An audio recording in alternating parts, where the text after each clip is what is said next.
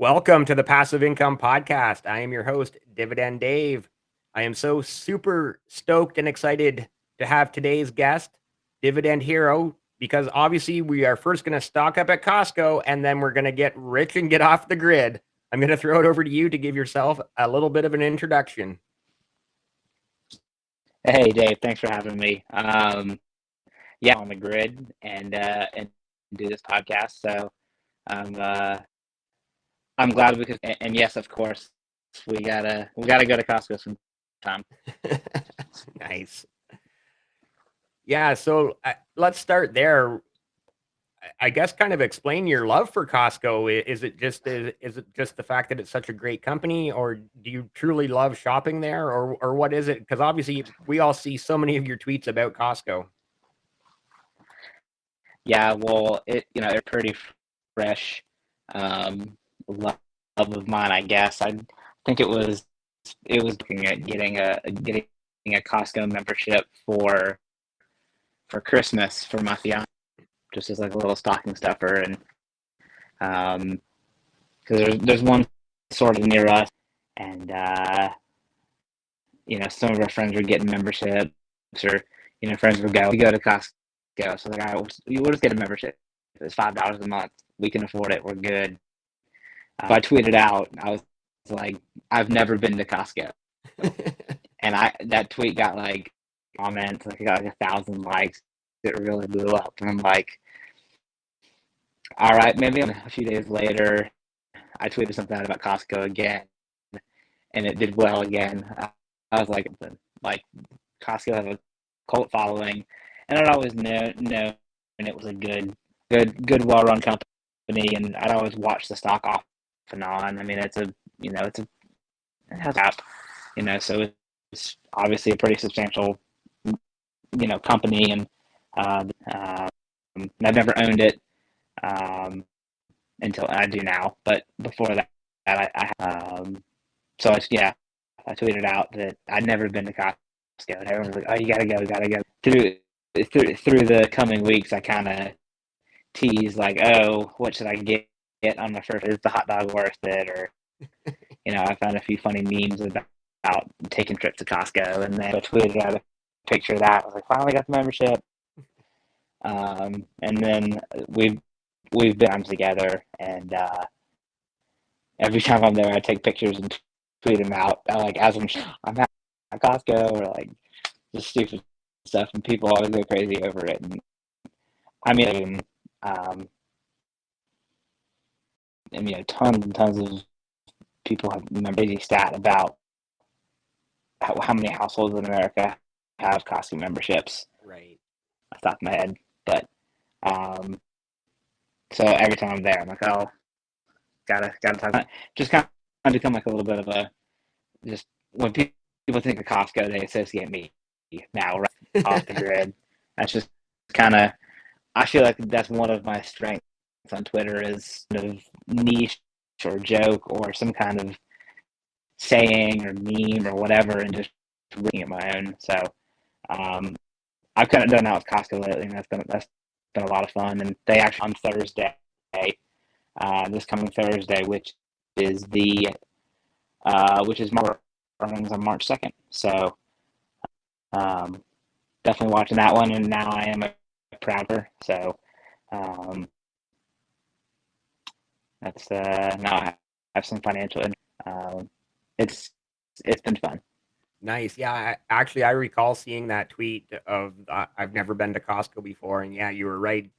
Just hundreds of people being like, myself included, what? You've never been to a Costco? Right, Really? How? How is that even right. possible at this stage of anyone's life? Yeah, I mean, I didn't have one where I grew up, and there wasn't one where I went to college, and then I moved after college, and there was one 10 minutes down the road from me. So it finally, I guess, once you live within a certain vicinity, it eats away at you, and you buy a membership, and um, so yeah. And then there was the camp that had never been either, so they felt they needed to chime in, and there was that I'd never been to Costco, and I think a lot of it seems like a lot of my follow-up, the FinTwit demographic is, people in their 30s and 40s, maybe have families, maybe have kids, shoppers for the bulk buys and Right. um, the good price. So, people who are financially motivated like to shop at Costco. It does lead me to along the same lines, the same topic, but do you have kind of the same passion for anything else in the consumer staples and consumer discretionary, like your Walmarts and your Coca Colas and Pepsis, or I'll just let you kind of expand on those three companies and anything else you want to throw in there. Well, I guess I would be remiss if I didn't mention my fame from last night. I'm not sure if you saw that, but I put out a tweet about how much dividend income he was going to earn from his stake in the year of 2022, and Elon Musk decided to reply to my tweet. Oh wow, no, I I don't didn't see know. that. It has been a fun day, knowing that he replied to my tweet. I didn't tweet at him. He didn't reply. He commented on my tweet. And my Yeah, tweet wow. was Warren Buffett's Berkshire Hathaway received 704 mil dividends from Coca-Cola last year, and then I put a few stats below it, whatever, normal. And then I woke up this morning and my DMs were flooded of people saying, "Oh my gosh, Elon responded," and he said Berkshire Hathaway high on Coke I actually because did see the Elon he retweet. had that I didn't know tweet. that he was replying to you. I saw that. I saw the Yeah, Elon tweet. right. Because he had that cocaine back in Coca-Cola, and it's like the second or third most liked tweet ever. Yeah. And then he said Berkshire Hathaway high on Coke, and it got 12 likes, or his reply got 12,000 likes. Wow. And my tweet likes, and so that's been a fun day. Just like him, I didn't even think that like he would reply. It wasn't Yeah, you didn't see that one like coming. directed at him in any way, and so Coca-Cola all of a sudden, but on a general in Walmart, Coca-Cola and Pepsi, I definitely am more of a pet from the stock Right. or from the company, more so their portfolio, especially when you look at snacks, and then Yeah. their pace a lot higher than Coca-Cola, and their stock better over like a 10-year time frame. I think over the past few years, it's been dividend growth. I think they most recently announced. I think it was a 10% raise, but um, they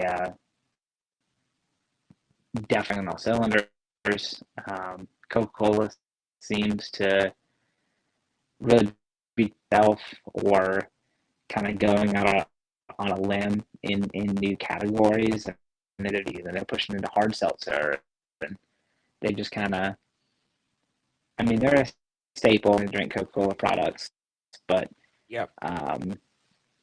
in terms of forward-looking investment, I found about this the other day, but it's like, Warren Buffett bought Coca-Cola before it was a dividend aristocrat, before it was this great site. I mean, the company's been around forever, but then he bought it right after the market sell-off, and it obviously paid out very well for him. So, as young or younger investors, dividend investors, is to find those companies with the next Pepsi. Yes. From my portfolio, right? There's different goals for different people of different ages, right? Looking to protect your capital, a Coca-Cola might not be a bad investment, right? And no matter what, people are going to drink Coca-Cola. Their Right. products are going to be in demand. So, from my perspective, yeah, Pepsi is a little bit more the attractive name. And then if we look out further, yeah, consumer staples. I mean, yeah, Pepsi is really Yeah, Pepsi's a very strong one. And again, it does go back to obviously people are going to drink all of the Pepsi products, but having that snack, all those snacks as well, just makes them very strong. Obviously, right? right. Before we get into it any further, I'm going to give a shout out to Buy Investing Shirts, Passive Income Posse. Use the code word Posse. They have some great designs over there. Dividends. You need one of these that says at Hero Dividend on it. I'll talk to Patrick, see if we can get one of those made up for you. I love it. Nice. That's And I do awesome. just Yeah, I've seen those. sorry, say I was, again. gonna, I was gonna say I've seen those shirts floating around on Twitter. So Nice. that's awesome. And I do want to point out that you are on grid. We're having a little bit of problems with your audio, so hopefully people are sticking with us. But it's not that bad. It's not that great. But you promised me that you're on the grid. I am. I am on the grid. What my AirPods are doing. Um, yeah, I'll have to look in. So I am kind of curious though how that slogan and saying evolved for you of get rich and get off the grid. That's the $1 million question, isn't it? um, so where do I even start? I'll say, it was a similar go where I put out a tweet and it did well, and then started expanding on that one idea. Um, so I think it was 2021. I still have the original tweet saved in my bookmarks. Get rich and get off the grid. Just like no picture, no nothing, and it was like 10,000 followers or 8,000 followers. Not, in hindsight, that's not a lot. Back then, I thought I had a lot. And in the tweet, considering how many followers I had, right? I was like, holy cow! I felt like I was going viral. So it's funny how perspectives have changed. But and now I'm getting replies from you. I put that tweet out, and it did really well. And people are the Costco story. People are loving it. Like, okay, I'm onto something. And I don't know where the idea for the tweet came from. I think it was, it's mindset or a similar saying to, you see it all the time on Twitter, like live life on your own terms, or get rich, and then live life like you focus on building your income, and then you have freeze, and somehow, some way, the phrase "get rich and get off the grid" just the first tweet, was like, all right, this is interesting, and then and it did good again, and I don't know where the picture of the house comes into it. I think that's the one twist I still need to my mind around, but I think it was more of a this was the very first time I put "get rich and get off the grid" with a picture of a house, and I think the thinking, I love to fish, I love to be outdoors, I love to get out into nature. So part of it was, get your money right, take care of your money, and then on the other side, it was being rich and famous is not a desirable, which is funny because I'm building an online audience, so I guess I'm semi, but being rich and being really well known is not that I'm after. Right. If it happens, it happens. But my goal is to build income, to take care of a family, to take care of my parents, do what I want in life, right? And so I think one of my dreams in life is to have a cabin in the woods, just something like that. So it just kind of, Right. I was like, let's try it. And that tweet, 1,000 likes. I was like, holy cow! And still to this day, tweets get like 10,000 and go, viral like that. But still, at that time, I probably had 10 or 15,000 followers, and to me, that was like huge. Like that, I just kept checking Twitter and kept checking Twitter, just like seeing that like count go up. And I was like, this is. So I was really like, all right, I am onto something. And some of the replies, people were confused. People hated it. Some people loved it. Some people were encouraged by it, just totally hated the idea. And I still find that scene today. I get people that are like, this is dumb, whatever, and then other people are really. Um, so then I started just posting because it went, and my mindset is, hey, it was really well once, it's gonna do it again, right? Social Right. media isn't just like a one time works once, it's gonna work again, and it'll keep working. Um, so I kept tweeting it and kept tweeting it, and now it And comes it's and one of goes. the It goes. things you're known for, like Costco and get rich and get off the grid. Right. That's what you're known for. I mean, I probably at a minimum, I probably tweet it out once a week. Right. I'll be honest. It's an easy way to go to Google and find a picture of a house, and I think it's also is like the just fascinating how social media worked. That like people spend hours writing content, or I've spent, and it does okay, and then I post a picture with a caption and a picture of a house that I found on the internet, and it took me 3 minutes to find, maybe not even that, and likes. It's just nuts. And so my pretty much every time 500 plus easily, and there's quite a few that are over 1,000. Quite a few. It just seems like every time I post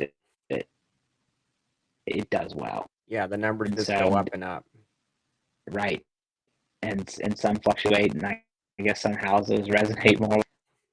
I started mixing in multi-million-dollar mansions, and then sometimes I do like a small woods, a quaint, house on a plain, or just something for everybody, and something with a winter scenery. So, yeah, I probably tweet it once a week, and sometimes I tweet it just to troll people. Sometimes I tweet it to just because inspirational, and I think it's the kind of thing where it means something different, and so I don't necessarily want to define it on Twitter. Keep it Yeah, as a understandable. just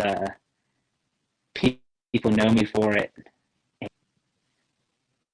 but I'm kind of torn. I kind of do want to like do a thread thing where I kind of lay it all out, but at the same time, I kind of just want to keep building it and just see where it takes me. But I've had tons of people reach out to me about it. I've had tons of big account DM me, and they're like, I love these posts, or tell me more about this post, or these posts always do well. I have no idea. I just like stumbled into it, like just genuinely stumbled into it, and yeah, if I find something that works, I'm gonna stick with it. So, um, my theme of my life really, and the theme of my time on social media is you know keep doing it, and I enjoy it. So, Well, and um, that's where you get into the from there, dividend investing, right? It's like you found something that works, just stick with it and just keep reinvesting, just keep investing more. You keep reinvesting your dividends and keep growing that passive income, right? Right. Yeah, and that's what's going to get you off the grid, right? But and and it's also fun because it's like get rich and get off the grid. It's like when you're investing, like you need an end goal. You need what are we working towards? What keeps you motivated to keep investing when the market is volatile like it has when when times are tough. What keeps you going, makes you in mind, and um, so it's almost like a little saying that keeps me going. Interesting. But yeah, I mean, I, there's so many different ways you can look at it. Before we move on from the social media aspect and we get it into talking more about dividend and dividend investing and some of the companies you like and dislike, I'm going to pull this up on the screen for a quick second. And obviously, this is not you, 4,000 followers. And I just kind of want to ask, how do you deal with this? Actually, this person actually DM'd me today saying, "Oh yeah, this is my backup account." And so I DM'd them back saying, "Oh yeah, what time are you coming on the podcast?" And like no reply, right? So what obviously you have close to 117,000 followers on Twitter now, and so you're very much subject to all of these impersonators on Twitter. And I guess just how do you deal with that? Yeah, yeah. I mean, I get people that DM me all the time, letting me know about impersonation. I appreciate people DMing me, and if it's somebody that I like, I really appreciate them reaching out. I'll say, hey, thank you for reaching out, whatever. But if it's just random people, just like just super random Twitter users, I usually don't reply. Twitter, a dividend investor, like I'll talk to them because like, hey, thanks for letting me know. By the way, my name's Rob. I'm from South Carolina. Where are you from? So I try to stitch a bad thing into a good thing sometimes, where it's just like that's not me. Here's who I really am. By the way, it's nice to meet you. I don't really pay attention to follower count a ton on Twitter, or at Right. least I don't as much. And it's just good to get to know people, and I don't care if you have 100 followers or 100,000. I mean, I was commented on my tweet, so why now I don't even I mean, everybody's smaller than him. Like it doesn't really matter who you are, or it doesn't matter how many followers you have. It just matters who you are as a person, and have more followers doesn't mean.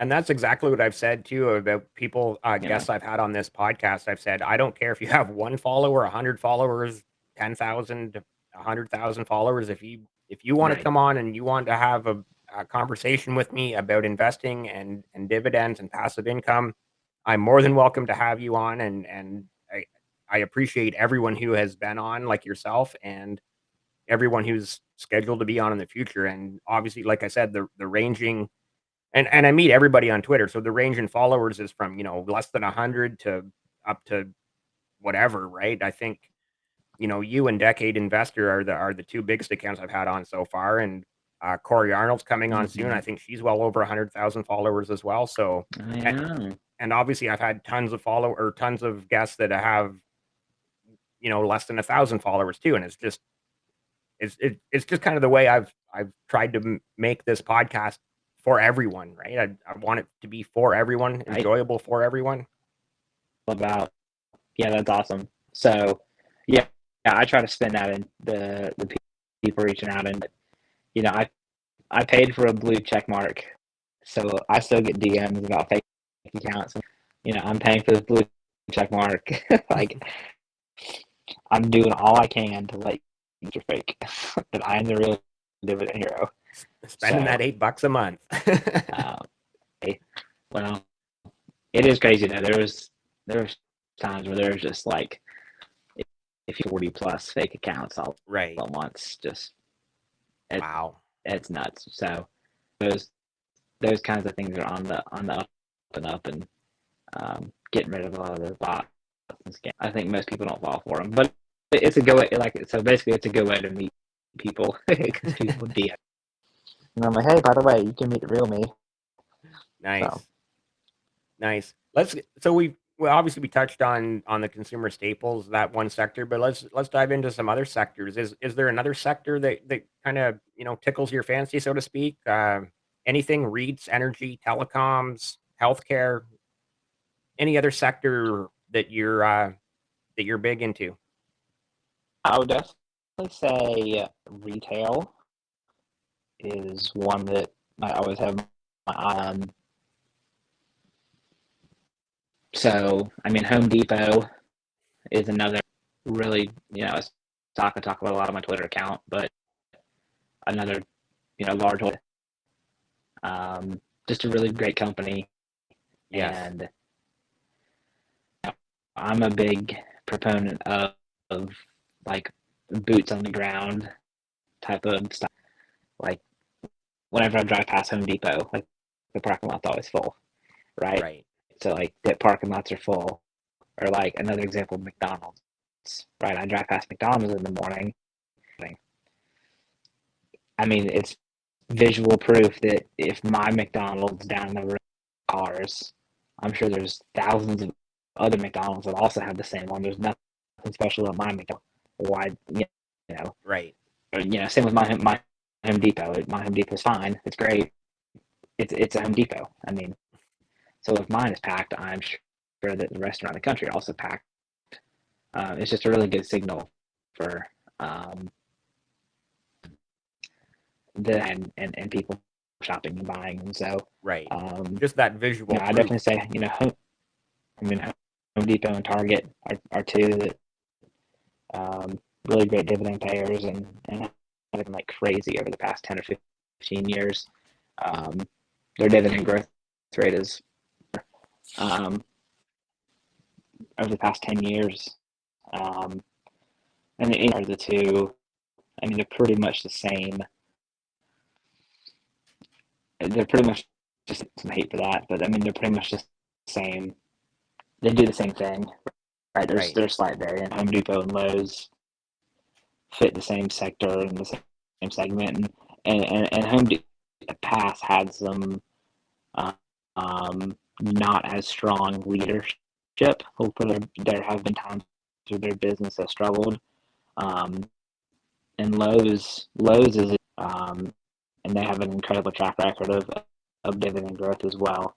Right. Um, but and I always get asked, which of the two do you pick, and tons of metrics you can look at, and but they pretty much do trade in tandem. Home Depot, but Lowe's, you might get a little bit more stock appreciation, but your total returns are back. Um, so at that point, it just comes down to personal preference. But two really strong retail names that I like, and there's a little bit of seasonality demands, but uh, um, they do a lot. In the U.S., they're not, and when they were to when all the supply chain, um, so the supply chain struggles, they really, really navigated that well. From being able to get rid of their inventory, they've, you know, every quarter when it's solid earnings, it's so definitely a name I like. Yeah. Um, and then another name I like is Waste Management. That's probably before Costco. But before Costco, and I still talk about Waste Management. And I think people still know that Waste Management is A trash company. waste. Yeah, it's a trash stock. It's a garbage company. Just I have fun with it because I can only tweet about so much about Waste Management because I mean the trash. I mean, how are you gonna argue against that? Yeah. Or the trash that comes every week. Like, okay, and what are you gonna do if the trash truck stops coming? Like Right. for a month, what are you gonna do? Like you literally, I feel, but there's a lot of people that would literally not know what to do, like office buildings and restaurants and like so many sectors of the economy. Waste management was definitely hit a little bit. not as much on their residential side when there's a lot of people working from home, when people weren't eating out at restaurants as much because there were those places. Most of the waste was being generated at home, but now the cities are wide open from COVID now, and it isn't really a factor now.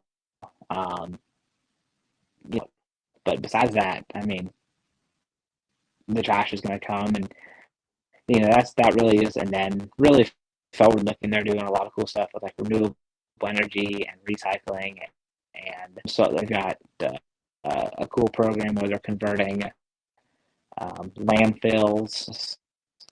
They also do like some carbon capture stuff, um, capturing carbon and reusing that to power their waste trucks. So, for environmentalist person, I'm not anti, but I'm not Yeah. like, at the same time I understand, the effects of human beings having on the environment, right? Waste management, if you're forward looking for an investment, that seems where money, and there's an emphasis on that, and I would so I want to set myself up, up for that. And they've also, I think this year was 19th consecutive dividend raise, or they're approaching dividend aristocrat status, which is pretty fun. Yep. Um, so another great name that I like. Um, into like REITs, uh, um, realty income, Yep. monthly dividend stock. Dividend company is what they're known for. Like literally, if you go to their website, it says monthly dividend company. That's what they're known for. Another name that I own, and I bought a good bit of it during the COVID, like when the market crashed, March when 2020, COVID the first COVID hit. crash. Right. So I have a great, and it's a name that I add to from time to time, but those I invest. Um, and truly, I just like the business as a whole. Before my Twitter account, and I'll say it again, but um, I would have paid quarterly. I would own it if they paid yearly. I would pay it if they paid cents. I don't own it because they pay a monthly dividend, and I think I think monthly dividends are overrated. That you're looking to buy a stock simply because it pays in. I don't think that's enough of a case to buy a company. Right. Understandable. You should buy. You should invest in companies that have a dividend, and if they pay monthly, that's the cherry on top. And I Right. think that's the case here. You Google monthly dividend paying companies, and you're trying to get paid monthly. I get it, but as you can stack dividends, find the company that pays January, September, and December, and then find the one that pays February, whatever, and then stack your dividends, and then you can find a way to get paid that way from Exactly. quality companies. But model is set up in a way where they are able to collect. They're able to pay monthly dividends because they collect monthly rent. Right, business Exactly. that gets paid once a quarter to pay a monthly dividend because generating sufficient cash flow quarter or monthly to pay a monthly dividend. Right, they are sales model is structured in a sense where a monthly dividend makes sense for them. So uh, I find that very attractive, and that is the case for other monthly dividend companies. It's the only one, but they're just such a prime example, and they're very committed to that dividend. A really strong mix of tenants. I don't I don't have it pulled up in front of me off the top of Walgreens, 7-Eleven, Dollar General, Home Depot, or one of the there's a gym. I know there's a gym that they and all of their tenants have a really great track record of paying on time. So just such a well-run company and a stock that I love to own. And the names that I've mentioned so far, I don't even keep on my watch list, on my radar today. I just don't, I don't check them every day, Right. unless I'm, looking to add, have money to invest in my loans, or I know there's been a sell off, or I know there's earnings coming up, or, really want to watch it, then yeah, I'm not checking it day to day to see what it's doing, because,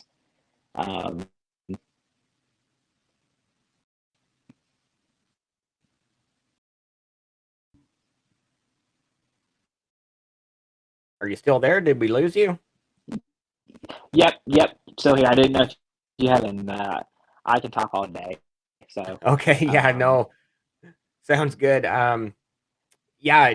As my viewers and listeners know, I'm a big fan of REITs myself, and I think all of my Canadian REITs do pay monthly, and I agree with you. yep. 5% yield is 5%, whether it's paid monthly or quarterly. But it is nice to see that hit your account every 30 days or so on the 15th or 16th every month. It's just that more money shows up, and it's like, okay, you know what? I'm gonna take that money every single month. I'm not gonna say no to it.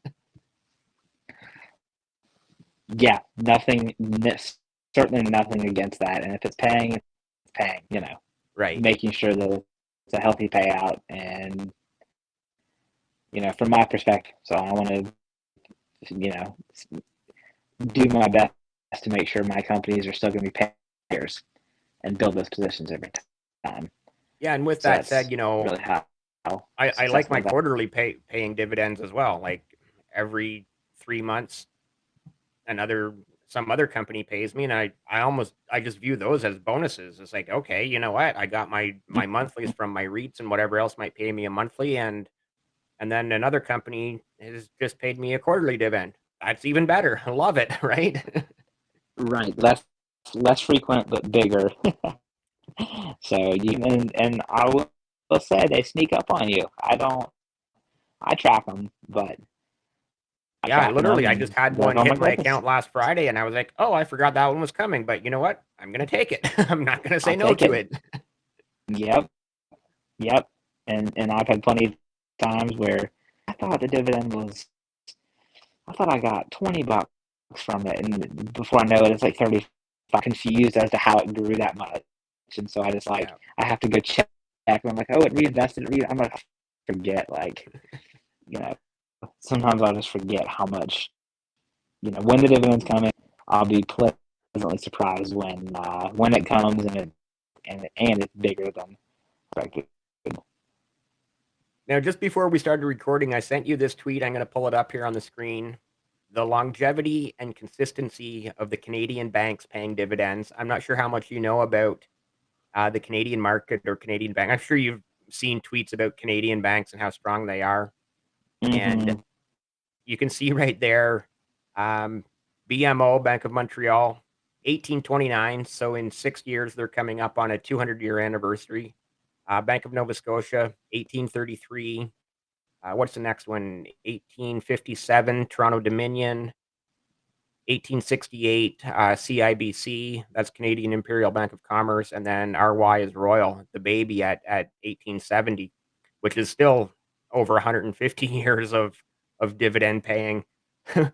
What are your thoughts? And shout out to Settling Nomads. This tweet does go back to October, so the yields obviously are a little bit off by now, but the meat of this tweet, as I've said before, is that longevity and consistency in 150 to 200 years of dividend payments. What are your thoughts on that? Yeah, that's incredibly impressive. Truly, just, admirable. And you don't know how long it can go on, but why would it ever stop? Right. Um, but you know, you know, my mindset really is, such around, looking at dividend growth and, you know, seeing the growth numbers on those would be interesting. I feel sure that the growth rates will fluctuate over time as the market For has sure. fluctuated over the years. Um, but I mean, truly, just on investment, and I mean, the company to the dividend. I mean, 100+ years.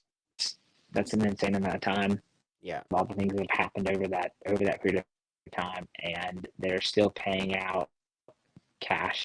Means that the business the business knows how to generate.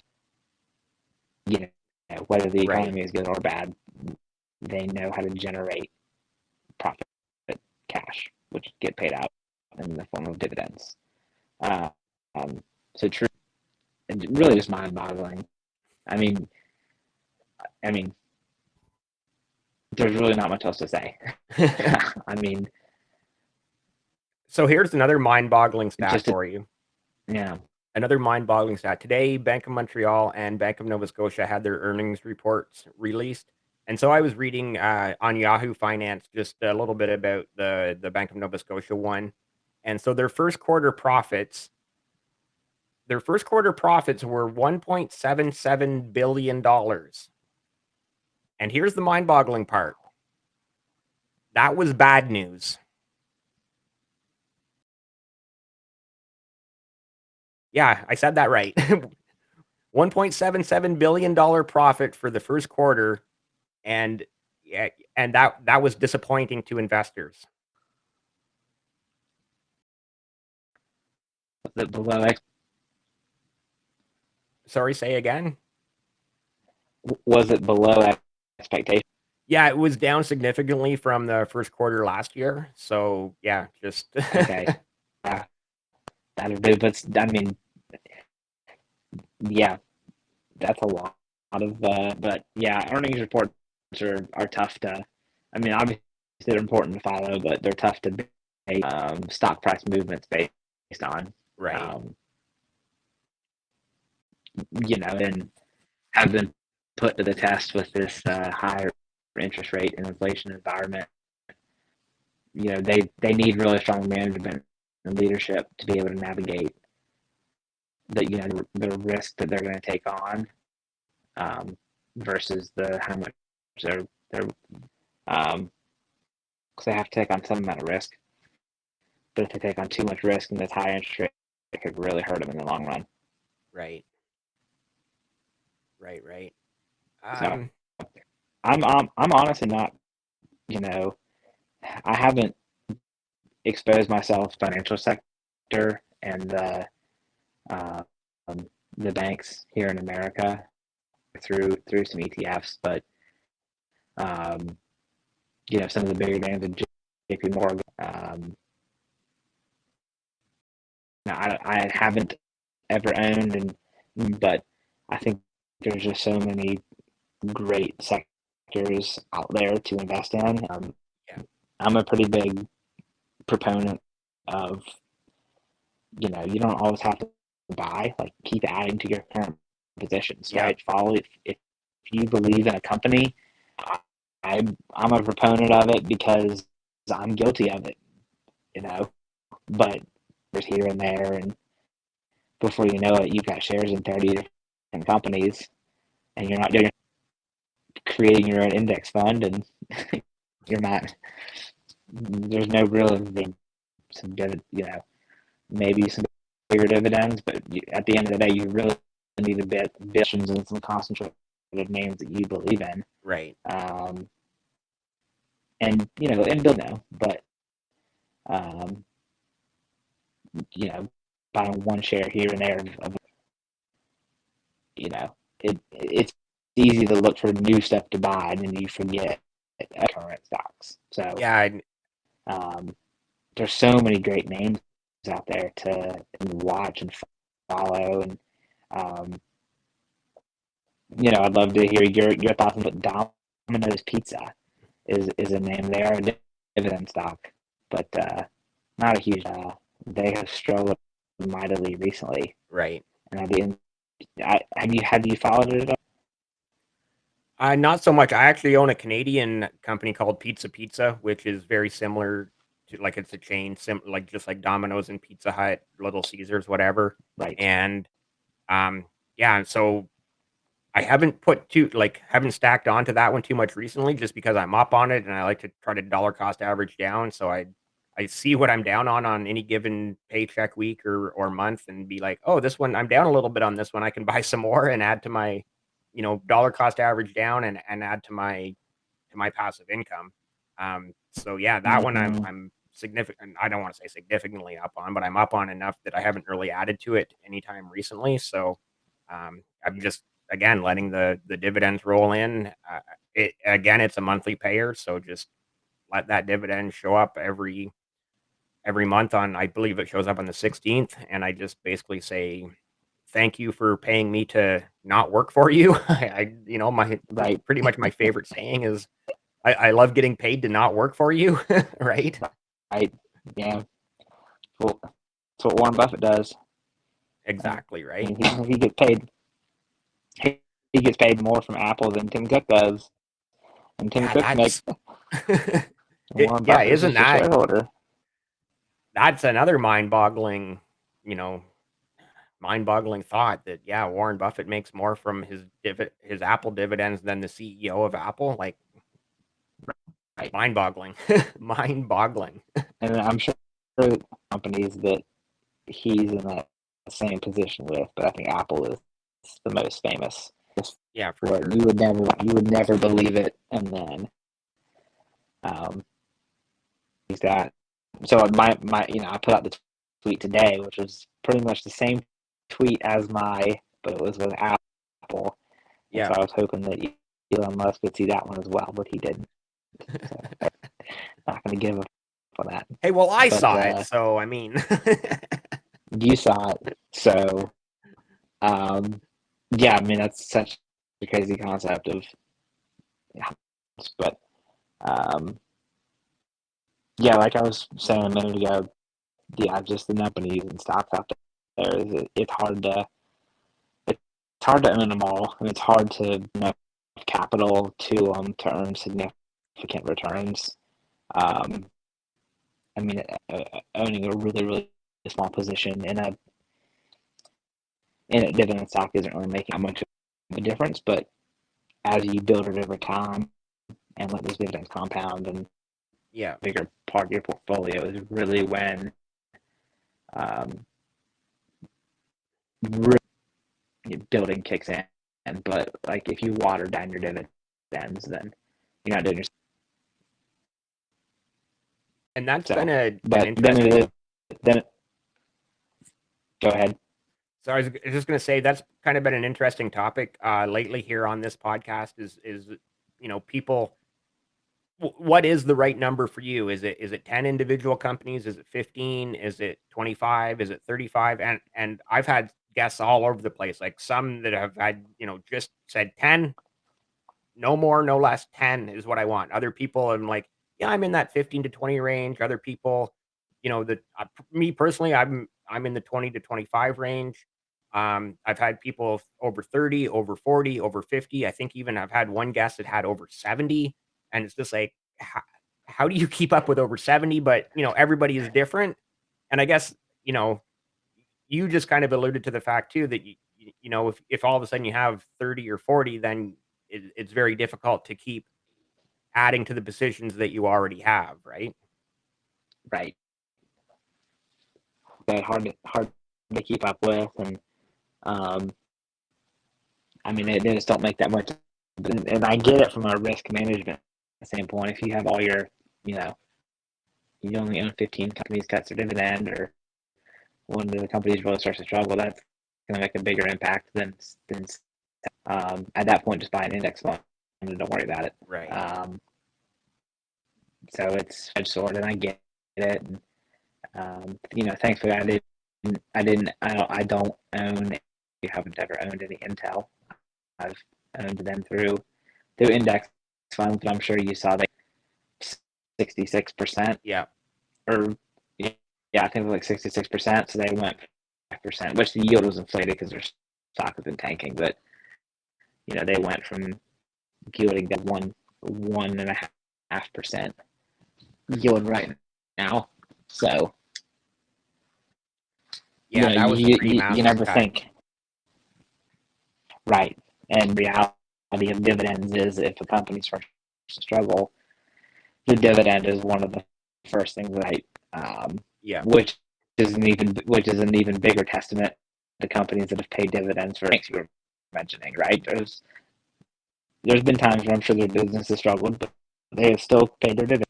Um, Always an encouraging sign to see. But when a company starts to struggle, I mean that dividend is always things that's gonna be cut. So Right. just certainly a reality to be aware of, and um, that's why it's important to know what you own, know why you own, and keep up with the company. I mean, uh, keep up with the company and keep up with the stock. Sometimes the two aren't. Uh, um, Sometimes they don't always trade together. So You mentioned ETFs there, and I just want to get your opinion on SCHD. Obviously, that's a very popular um, ETF type option in the US. And do you hold it? Would you hold it in the future? What's your opinion on SCHD? yeah, I mean it's got a great collective dividend names.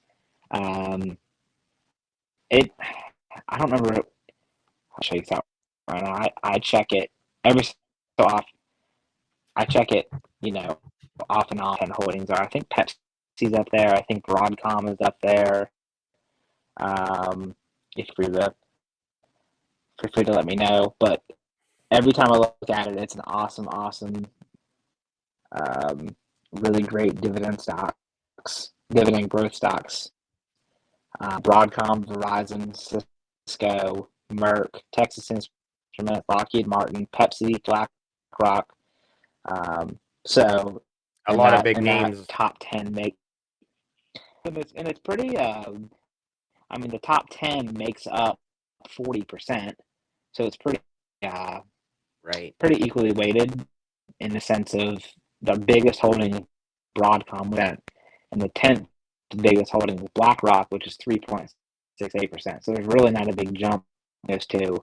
Um, where you get into some of the other like tech ETFs, where like 40% of the entire ETF, and then it really drops off. So this ETI is very well balanced. Um, I have it pulled up like right now, so it's balanced between it sector diversification is important. I mean, between finance and technology and consumer staples and healthcare, and um, it's got a pretty good. I think finance is its biggest exposure with 21. Um, but then its next one is technology, consumer staples, health. So I mean, it's got a lot of great industries and a lot of great companies, and such a good between that and just a low cost S&P 500. I mean, you're getting some incredible exposure to the greatest companies in the world.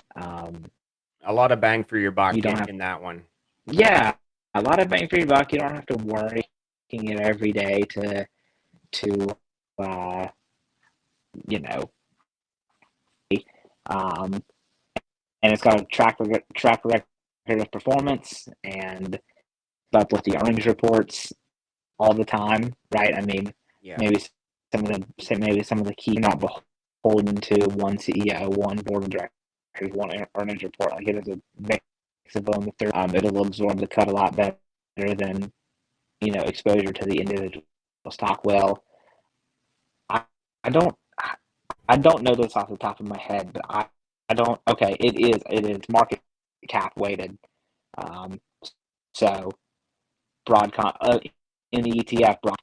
So, I mean, the best rise to the top, the companies that have the best stock performance and are growing their company, and have the highest rise to the top of the ETF. So it almost does a qual and the ads come fall naturally. So it almost does a screening for you, and so that's why the top 10 changes. That's why I didn't know off the top of my head where what all was in. But Broadcom's been an awesome performer, so that makes sense that's been up there. Another name I recently purchased is Texas Instruments. They have a 4% weighting. The Texas Instruments is another incredible dividend growth stock. Really, really strong leadership, good, and on pace to become a dividend aristocrat. So, and I mean, essentially, besides the expense ratio and the dividends are what you're getting exposure to in an ETF. So make sure you pay attention to what the time, because that's where the performance is going to come from. I think investors at any stage, right, might not fully understand where returns are coming from in any of these top holdings, right? So super important to pay attention to. Yeah, so my viewers and listeners know that I'm completely invested in Canadian market right now, just the TSX. Obviously, I do have exposure to the US and foreign markets through ETFs and some of my holdings on the TSX, but SCHD is on the very top of my watch list for buying into the US directly. So I do see that we're already pushing an hour, and it's been incredible. It's been incredible having you on, and I want to thank you so much for your time. Is there anything you'd like to say quickly before we sign off? Yeah, absolutely. Thanks for having me. Once I get going, I work in sales, so and I just talk to people all the time.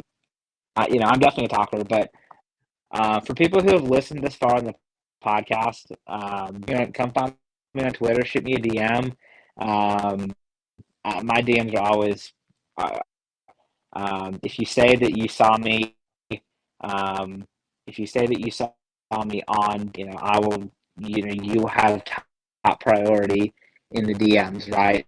So say, hey, Socken, just want to pick your brain. I promise you, I will respond to you for you. I'll give you a lot more priority. I talk to people all the time in the DMs. I don't try to ignore people, but it's just I only have so much time of the day. So if you've listened this far, shoot me a DM. Either way, give me a follow. I'll be around. Yeah. This has been awesome. I always enjoy talking dividends, talking Twitter strategy, and all that fun stuff. And I really feel like I talk for 2 hours, but I know it's so easy. I've had so many guests where it's like, oh, we've talked for an hour and we could easily talk for another hour or more, right? So, right. Yeah, absolutely. Well, we'll have to do this again if I for can sure. if I can find some time on your busy schedule again. And I'm sure I'm sure in a few months we'll have some different market perspective, some more hot dividend stocks to talk about. So Definitely. there should be some connect.